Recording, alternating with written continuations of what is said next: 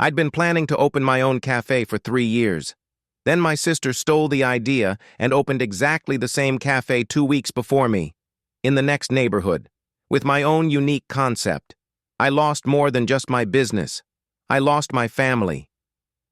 My name is Kaitlyn. I am 31 years old. I live in Austin, Texas.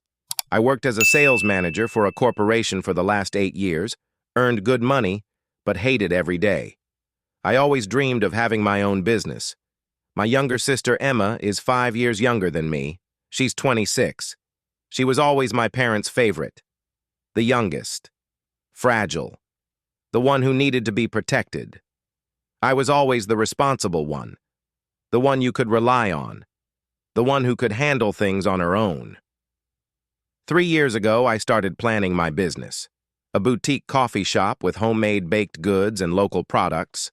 A cozy place where people could work, meet, or just relax. I shared my plans with my family. Every Sunday at dinner, I told them about my progress. They seemed interested, supportive. I didn't know my sister was recording every word. The beginning, my dream. The idea came after a trip to Portland 3 years ago. I went into a small coffee shop in a residential area. It was cozy, with vintage furniture, homemade pies, and local coffee. The owner baked and served herself and knew all the regulars by name. I sat there for 5 hours. I worked on my laptop, drank cappuccino, and ate blueberry pie. And I thought, I want to create a place like this in Austin. When I got home, I started researching the market. There were many coffee shops in Austin, but most of them were either large chains or hipster places with inflated prices. I wanted to create something different, homely, affordable, a place for the neighborhood, not for tourists. I started putting together a concept. Name, Cozy Corner. Concept, a coffee shop in a residential neighborhood with homemade baked goods, local coffee, vintage decor, and free Wi-Fi. The focus would be on creating a community, not just selling coffee. Unique features, all baking recipes from local grandmothers. I plan to collect them through advertisements and create a rotation. Coffee only from Texas roasters, neighbor mail, a bulletin board for the neighborhood, a bookshelf with book-crossing board game nights once a week. I spent a year researching. I studied successful independent coffee shops. I took courses in small business management. I studied to be a barista in the evenings. I tested baking recipes on my friends.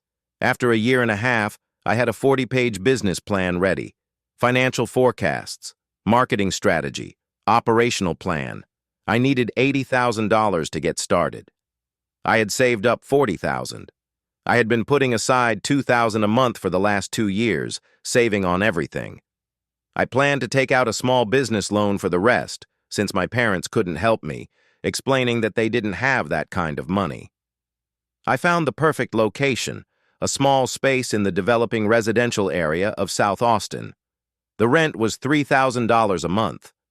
I agreed with the landlord to start renting in March 2024. I found suppliers, Third Coast Coffee, a local roaster Mrs. Johnson's Bakery for wholesale flour and ingredients Hill Country Dairy for fresh milk. I developed a menu. I found used equipment. I planned the interior. Everything was ready. The opening was scheduled for March 15, 2024. Every Sunday, we would gather for a family dinner at my parents' house. Me, my parents Robert and Linda, my sister Emma. I talked about my progress. I found the perfect space, I said last September. In South Austin, next to a new residential complex, 1,000 square feet. That's wonderful, dear, my mother said. Dad asked questions about finances. He had owned a small auto parts store for 30 years, so he knew about small businesses. Emma was quiet. She nodded. She smiled. I didn't notice how attentively she was listening. In October, I told them about my suppliers. I've made a deal with Third Coast Coffee. They'll give me coffee at wholesale prices and help with barista training. What's the name of Third Coast? Emma asked, for the first time. Third Coast Coffee Roasters. Why? Just curious. In November, I showed them the interior design. Look, vintage armchairs, wooden tables, bookshelves. I'll create the atmosphere of my grandmother's living room. Emma studied the pictures on my tablet. That's so cute, she said. Where will you get the furniture? Flea markets, second-hand stores. Vintage items are cheaper than new ones and create a unique atmosphere. In December, I shared a unique idea. I want to make grandma's recipes. Collect pie recipes from local grandmas and cook them. Every week a new recipe, with the author's story on the board. Mom clapped her hands. God, that's so touching. People will love it. Where will you find these grandmothers? Emma asked. I'll put ads in local newspapers and on bulletin boards in community centers. I think I'll find a lot of people who want to participate. Emma nodded. Was she writing this down? Was she taking pictures of my plans? I don't know. But she remembered everything. By January 2024, everything was almost ready. I applied for a loan and was approved for $40,000. I signed a lease agreement and began renovating the premises. I ordered equipment, a coffee machine, refrigerators, and ovens. I registered the business, Cozy Corner LLC. I created pages on social media. I began to build anticipation. I hired my first employee, a young woman named Sophia, a student who wanted to work part-time. The opening was scheduled for March 15th. Less than 2 months. I was euphoric. I woke up excited every day. Finally, my dream was coming true. On February 1st, my friend Jessica called me. Kate, have you seen the new coffee shop opening in Travis Heights? Travis Heights is a neighborhood 10 minutes away from my location. No, which one? It's called Corner Cafe. It opens on March 1st. I saw the announcement on Instagram. My heart skipped a beat. Corner Cafe. Almost like Cozy Corner. Send me the link. I opened the Instagram page, and I was stunned. The logo was almost identical to mine. The same colors, beige and brown, the same vintage font. The interior photos showed vintage armchairs, wooden tables, and bookshelves. Description: Corner Cafe, a cozy place for your neighborhood. Homemade baked goods based on recipes from local grandmothers, coffee from Texas roasters, book crossing board game nights opening March 1st. It was my concept, word for word. I scrolled down the page. Owner, Emma Harrison. My sister. I couldn't breathe. I called Emma. She didn't answer. I wrote, Emma, what is this Corner Cafe? Are you opening a coffee shop? The answer came an hour later. Yes, I wanted to tell you, but you're always so busy. It's a surprise. I was inspired by your ideas and decided to try it too. Cool, right? I went to her house immediately. Emma lived in an apartment that her parents paid for. She worked part-time in a boutique, earning minimum wage. She opened the door with a smile. Kate, come in. You stole my idea, I said without preamble. Her smile faded. What? No, I just stole everything. The concept, the name, the design, the suppliers, even the grandmother's recipes. I didn't steal. You inspired me. Isn't that a compliment? A compliment? Emma, I worked on this for 3 years. You copied everything in 2 months. The idea isn't yours alone. A coffee shop with baked goods isn't rocket science. Not baked goods. Recipes from local grandmas. Book crossing. Game nights. These are all my ideas. These are just popular things in coffee shops. I've seen them in other places. She was lying. I knew it. Where did you get the money? I asked. She hesitated. My parents gave it to me. How much? $80,000. The world spun. $80,000. That's how much I needed for the whole project. The parents who always said they couldn't help me financially gave Emma $80,000. When did you ask them? In December. I told them about my idea, and they agreed to invest. Your idea? You stole my idea. I didn't steal it. I adapted it. You're opening 2 weeks before me, in the same neighborhood. That's not a coincidence. Travis Heights is a good neighborhood. I found a space that was available earlier. With the same suppliers, Third Coast Coffee. She blushed. It's a good company. I told you about them. You didn't even know they existed. Kate, calm down. The market is big enough for both of us. No, you're killing my business before I've even opened. You're taking my customers. If your idea is that good, you'll be fine. Her coldness shocked me. I turned around and left. I drove to my parents' house. They were at home watching TV. Did you give Emma $80,000 for a coffee shop? I asked from the doorway. Mom looked at Dad. Yes, Dad said. She asked for our help. I asked for your help 2 years ago. You said you couldn't invest. The situation was different, Mom began. How was it different? Emma is younger. It's harder for her to get a loan. You have a good job, a stable income. I had a loan. I took on debt because you didn't help me. We're not obligated to finance your business, Dad said sternly. But we're obligated to finance hers. When she stole my idea, she didn't steal it, Mom said. A coffee shop isn't a unique concept. It's not a coffee shop. It's an exact copy of my concept. Everything I told you during family dinners. You shared it publicly. You can't be angry that someone was inspired. She's my sister. She should have supported me, not stolen from me. Don't use those words, Dad said. Emma just wants to build a life for herself. You should support her. I couldn't believe what I was hearing. Support? Her? What about me? You have a job, stability. Emma needs help more. Because she's your favorite. Kaitlyn! Mom raised her voice. Enough! You've always been independent, able to take care of yourself. Emma needs support. Don't you want your sister to succeed? Not at my expense. The market is big enough. You can both be successful. She's opening before me, taking my client base. Then you need to be better, Dad said coldly. Competition is part of business.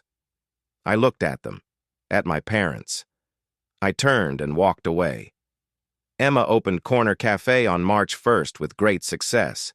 She organized a grand event, free coffee for the first 2 hours, live music, a prize draw. She hired a PR agency. The advertising was everywhere. Instagram, Facebook, local blogs. Local bloggers wrote rave reviews. The new Corner Cafe is a cozy place with soul, homemade baked goods based on recipes from real grandmothers from the neighborhood. Vintage atmosphere, friendly staff, delicious coffee. We're in love. I saw the photos, a line out the door, happy faces, an interior copied from my mood boards. My parents were there. At the opening, Mom posted a photo on Facebook. So proud of my youngest. Her dream has come true. Hashtag Corner Cafe, hashtag Proud Mom. No one asked where I was. I opened Cozy Corner on March 15th, as planned. But the enthusiasm was gone. I did everything I had planned. Vintage interior, recipes from grandmothers, book crossing. But everyone had already seen it at Corner Cafe. Visitors came and said, "Oh, it's like Corner Cafe." Were you inspired by Corner Cafe? I wonder if it's as cozy here as it is at Corner Cafe. I was a copy, in people's eyes, even though I was the original. The first week, 20 visitors a day. Corner Cafe, 150 a day, according to their Instagram. The first month, a loss of $5,000. The second month, a loss of $7,000. I tried to attract customers. I ran promotions. I advertised. I improved the menu. But Corner Cafe was first. Trendy. Popular. They had money for marketing. I didn't. I stopped going to family dinners. I couldn't stand seeing Emma, or my parents, who supported her. Mom called, "Kaitlyn, stop sulking. Come over on Sunday." No. You're destroying the family because of your business. You destroyed it by choosing her. We didn't choose anyone. We support both daughters. You gave her $80,000. Me, $0. You had a stable job. She needed help. I hung up. Emma sent me messages. "Kate, don't be angry. I didn't mean to hurt you. Let's talk?" I ignored her. A month later, my mother sent me an ultimatum. If you don't come to Emma's birthday party, we'll understand that you've chosen pride over family. Then don't expect our support. I didn't go. My parents stopped calling. By June, it was clear that I wouldn't survive. The rent was $3,000 a month. Employee salaries, groceries, bills, and my income was barely $2,000 a month. I got into credit card debt.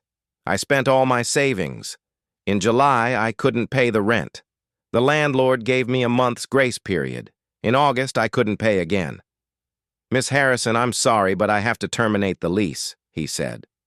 On August 30th, I closed Cozy Corner. 6 months of work.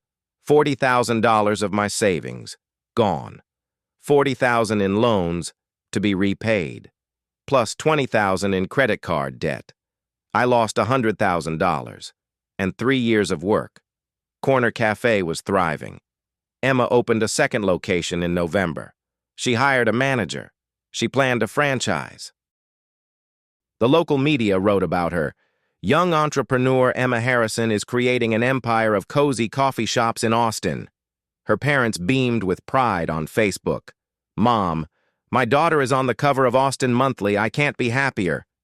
"Dad, the second Corner Cafe location is open. I'm so proud of my girl." Not a word about me, as if I didn't exist. In December, I bumped into Emma at the supermarket. She looked successful. Expensive clothes, confident posture. "Kate!" She tried to hug me. I pulled away. "Emma, I'm so glad to see you. You disappeared. Mom is worried." "Mom chose her favorite daughter. She has no reason to worry about me." "Don't say that. She loves us both.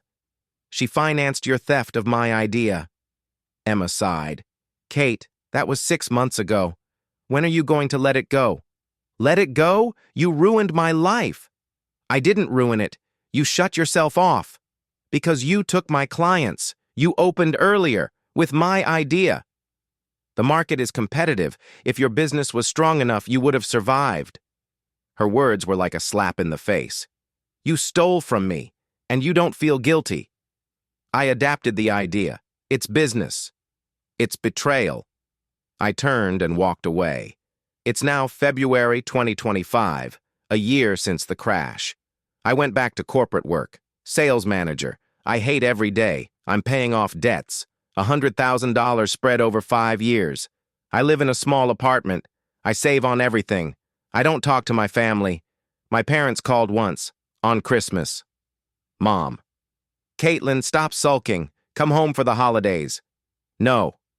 We're your family." "Family doesn't betray you." "Emma didn't betray you. Stop blaming her for your failures." I hung up. That was the last time we spoke. Update 1. I went to see a lawyer in September. I told her the whole story. I showed her the evidence. My old business plans with dates, files with timestamps, correspondence, photos of my mood boards. "Do you have a patent?" the lawyer asked, studying the documents. "I don't know. I didn't patent the concept. Business ideas are difficult to protect legally, but..." She raised her finger. "You registered the name Cozy Corner in January. She opened as Corner Cafe in February. That could be trademark infringement." My heart started beating faster. "Really?" "The names are very similar. Both use the word corner. Customers may get confused. Plus, if we can prove that she intentionally copied your brand, knowing about it in advance, that's unfair competition. What should I do?" "File a lawsuit for trademark infringement and unfair competition. We can demand either a name change or financial compensation for damages. I hired her. It cost $5,000 up front, money I barely had, but I was ready to fight." Update 2. In October 2024, I officially filed a lawsuit against Corner Cafe LLC, Emma's company. Demands: stop using the name Corner Cafe. Pay compensation for damages, $100,000. Publicly acknowledge unfair competition. Emma was served with a subpoena. She called me immediately, screaming into the phone, "You sued me?" "Yes." "Are you serious? Over a name?" "Because you stole my idea, my name, my business?" "Yes." This is crazy! I'm your sister! That's exactly why it hurts so much. A sister shouldn't steal. She hung up. My parents called an hour later. Dad yelled, "You sued your own sister? Have you lost your mind?" "She stole from me. I'm defending my rights. This is family. You're destroying the family for money." "She destroyed my life. I'm just demanding justice." "We'll hire the best lawyers. You'll lose." "We'll see." Update 3. 2 weeks later, Emma's lawyer sent a response to the lawsuit. They denied everything. The defendant denies any copying of the plaintiff's business model. The concept of a coffee shop with homemade baked goods is commonplace. The names Cozy Corner and Corner Cafe are sufficiently different that they do not cause confusion among consumers. The plaintiff cannot monopolize the generic word corner, plus a counterclaim. The defendant is filing a counterclaim for defamation and emotional distress. The plaintiff publicly accused the defendant of theft, which damaged the reputation of the Corner Cafe business. They demanded $50,000 in compensation. My lawyer said, "Standard intimidation tactics. Don't worry, we have a strong case." Update 4. In preparation for the trial, my lawyer requested discovery, the right to obtain documents from the opposing party. We requested all of Emma's emails from January 2023 to March 2024, all text messages, all documents related to the planning of Corner Cafe. Emma tried to resist, but the court ordered her to comply. And that's when the turning point came. In her emails, we found correspondence with her parents from November 15, 2023. Emma to her dad. "I'm thinking of opening a coffee shop. Kaitlyn talks about her plans every Sunday. The concept sounds profitable." Emma's dad. "Interesting idea. How much do you need to get started?" Emma. "About $80,000. I've already found a place in Travis Heights. The opening in March is realistic." Dad. "I'll talk to Mom, but I think we'll help." The next email is from November 20th. Emma's mom. "Dad and I discussed it. We'll give you $80,000. But don't tell Kaitlyn. Until you open, it's better to keep it a secret." Emma. "Thank you.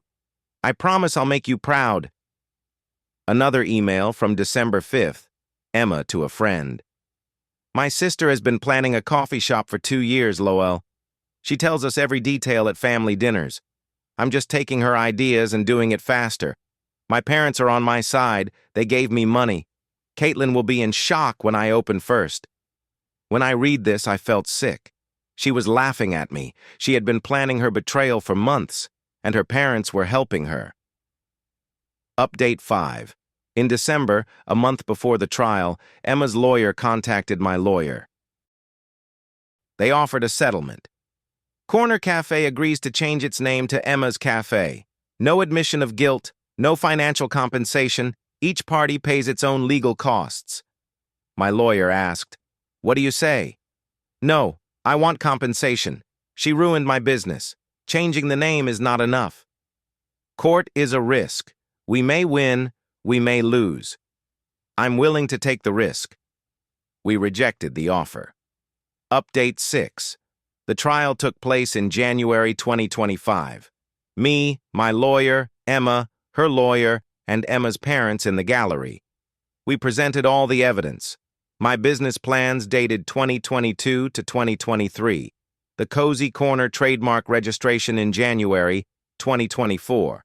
Emma's emails where she admits to copying my idea testimony from a friend who heard Emma bragging about stealing the idea. Financial documents showing my losses. Emma's lawyer tried to prove that the names are different, that the concept is general. That Emma came up with the idea independently, but the emails killed their defense. The judge read the correspondence aloud. "I just take her ideas and do them faster. Kaitlyn will be shocked when I open first." He looked at Emma over his glasses. "Miss Harrison, are these your words?" Emma turned pale. "Yes, but I didn't think—" "You didn't think it would be evidence?" Silence. After a 2-day hearing, the judge handed down his decision. The judge ruled 1. Corner Cafe must stop using the name within 30 days. 2. Corner Cafe must pay Kaitlyn Harrison compensation in the amount of $75,000 for damages and lost profits. 3. Corner Cafe must pay Kaitlyn's legal fees, $20,000. Total, Emma owed me $95,000. I sat in the courtroom and cried, not out of joy, out of relief. Justice exists. Update 7. Emma paid the money in February. She had to take out a loan because she didn't have the funds. She renamed Corner Cafe to Emma's Place. But her reputation was tarnished. Local bloggers wrote about the lawsuit. Customers found out that she had stolen the idea. Attendance fell by 40% in a month. By April, she had closed one location. By June, she had closed the second. Emma's Place closed completely in July 2025. She lost everything. Her parents blamed me. "You ruined her life. Are you happy now?" I replied, "She ruined her own life. Actions have consequences." They stopped writing. With the money from the court, $95,000, I paid off all my debts. $20,000 remained. In August 2025, I found a new location. Smaller, cheaper, in a different neighborhood. I reopened Cozy Corner. This time, I properly protected the trademark and brand. The story gained support from the community. People came specifically to show their support. The first month, 100 customers a day. The second month, 150. By October, I was turning a profit. Update 8. It is now January 2026. Cozy Corner has been operating successfully for 6 months. I have 2 employees, a stable income, regular customers. I'm not rich, but I'm happy. Emma? She went back to work at the boutique. She's paying off her debts. She lives in a small apartment. My parents? We don't talk. Sometimes my mom sends me short messages on holidays. I reply politely but coldly. My dad hasn't written to me once since the trial. I recently found out from a mutual friend that my parents are disappointed in Emma. They realized she was using them, but they can't apologize to me. Their pride won't let them. Reddit, that's my whole story. I don't know if I did the right thing by taking the case to court. Part of me feels guilty for destroying my sister's business. But another part of me knows that I was just protecting myself. 1. Was I right to sue my sister? Or should I have just let it go? 2. Am I to blame for her business closing? Or is it the consequence of her own actions? 3. Should I try to repair my relationship with my family now that time has passed? 4. How can I forgive my parents who chose the wrong daughter and cannot admit their mistake? Thank you to everyone who read this. Justice exists. Sometimes you just have to fight for it. She lost everything. Her parents blamed me. "You ruined her life. Are you happy now?" I replied, "She ruined her own life. Actions have consequences." They stopped writing. With the money from the court, $95,000, I paid off all my debts. $20,000 remained. In August 2025, I found a new location. Smaller, cheaper, in a different neighborhood. I reopened Cozy Corner. This time, I properly protected the trademark and brand. The story gained support from the community. People came specifically to show their support. The first month, 100 customers a day. The second month, 150. By October, I was turning a profit. Update 8. It is now January 2026. Cozy Corner has been operating successfully for 6 months. I have 2 employees, a stable income, regular customers. I'm not rich, but I'm happy. Emma? She went back to work at the boutique. She's paying off her debts. She lives in a small apartment. My parents? We don't talk. Sometimes my mom sends me short messages on holidays. I reply politely but coldly. My dad hasn't written to me once since the trial. I recently found out from a mutual friend that my parents are disappointed in Emma. They realized she was using them. But they can't apologize to me. Their pride won't let them. Reddit, that's my whole story.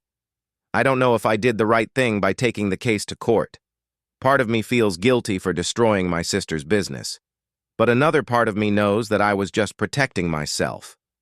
1. Was I right to sue my sister? Or should I have just let it go? 2. Am I to blame for her business closing? Or is it the consequence of her own actions? 3. Should I try to repair my relationship with my family now that time has passed? 4.